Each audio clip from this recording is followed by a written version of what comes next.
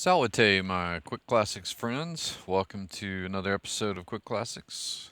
Dr. Judd Burton here. As always, if you like the content, please click a like, subscribe, and share. And today we'll be talking a little bit about the date of Christmas. This is the first in a series of Christmas themed episodes that I'm doing for some of the shows, Quickclassics being one of those. And the fun thing about looking at things like the date of Christmas for classical scholars and historians is that you get to dig deep into um, some of these Greek and Latin sources. So it's engaging, it's fun, it's timely. And speaking of Greek, if you'll stay tuned over the next few days, I'm going to be doing a reading of the Nativity story from Luke chapter 2 in the original Greek. So if you've never heard that, you'll get to hear it read with a Koine Greek with a West Texas drawl. So it'll be a lot of fun. Okay, on to the date of Christmas. Now, the celebration of Jesus' birth, uh, that is the date of December the 25th. Um,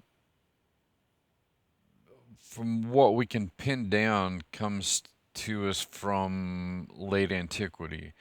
For instance, in 354, Bishop Liberius of Rome issues an edict uh, for the celebration of the Nativity on December the 25th. And of course, that date has also garnered a lot of attention because of its association with the Emperor Constantine, and specifically his celebration and anybody who practiced the cult of the Sol Invictus, the celebration of the birth of the unconquered sun on December the 25th.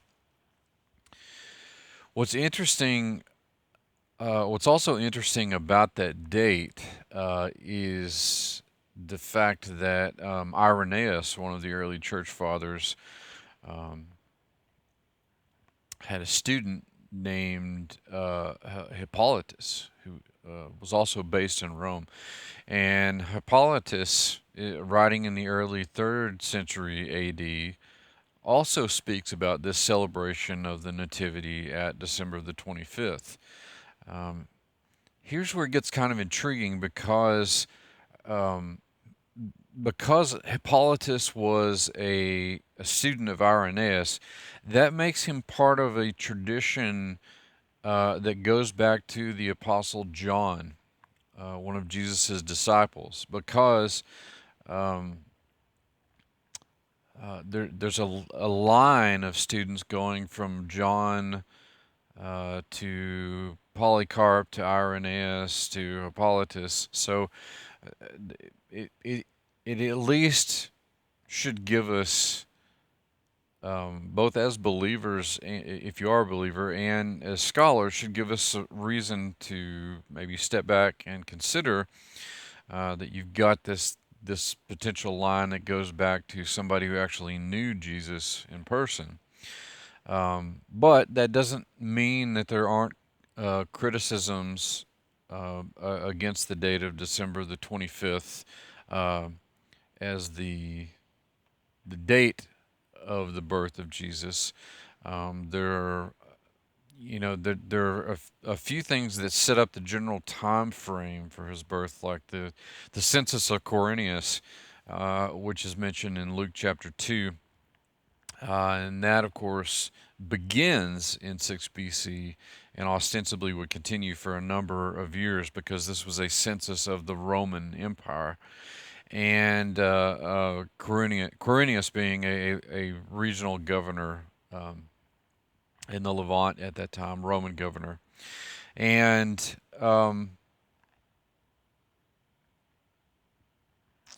we also have the time frame for Herod's death, which, depending on which side of the scholarly line you fall, there are arguments for as early as 4 BC, some as late as 1 BC. So we've got a general time frame uh, to work with there. But some of the criticisms, at least for the season, the timing being in December, being the time of Jesus' birth, have have historically been uh, aimed at passages in the Nativity story, such as the shepherds who are keeping their flocks out. Um, and why would they be doing that in winter? Well, one thing you have to remember, in, perhaps in favor of a December date, is that the winters in the Levant are not that it doesn't get cold, but they're generally milder than in more northern climes. And so it wouldn't have been necessarily out of character for shepherds to be, fattening up their flocks uh, as much as they could during the winter months, particularly because there were local Jewish traditions that required sheep to be sheared by the time February rolled around on our calendar. So you would, of course, you would want to have, you know, your sheep, your flocks fattened up as much as you could. So, there are arguments to be made for other dates. Like there's one argument based on the later uh, date of Herod's death and some celestial alignments um, that put Jesus' birth in September or October.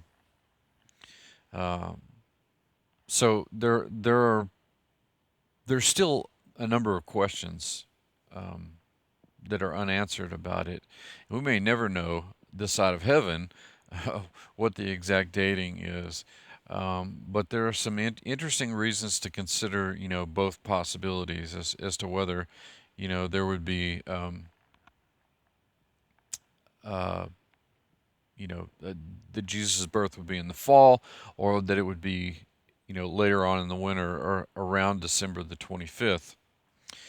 Um, but that being said, uh, culturally, it's just the way that it's come down to us, as part of Western tradition, that it's a time when we um, celebrate the birth of Christ, even if it didn't actually take place on December the 25th. Um, but there you go. There are some elements to the argument. There's some actual historical figures that are talking about Christmas. Um, usually in a church administrative capacity. Um, so some things to consider about the date of Christmas. But as I said, it's, for centuries has been ensconced in December the 25th. So, however, whenever you celebrate the Nativity, you should celebrate it. I would encourage you to celebrate it every day.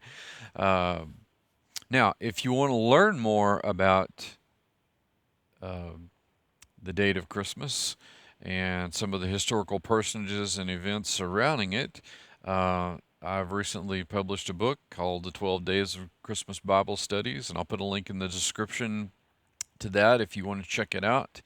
It's been getting some pretty good response. And again, stay tuned. Some interesting things coming up this Christmas season. I'll be doing that reading, most likely the Greek reading of the Nativity story, most likely as a Quick Classics episode. So just stay tuned for that. And I'll catch you guys later. Thank you again, and Merry Christmas.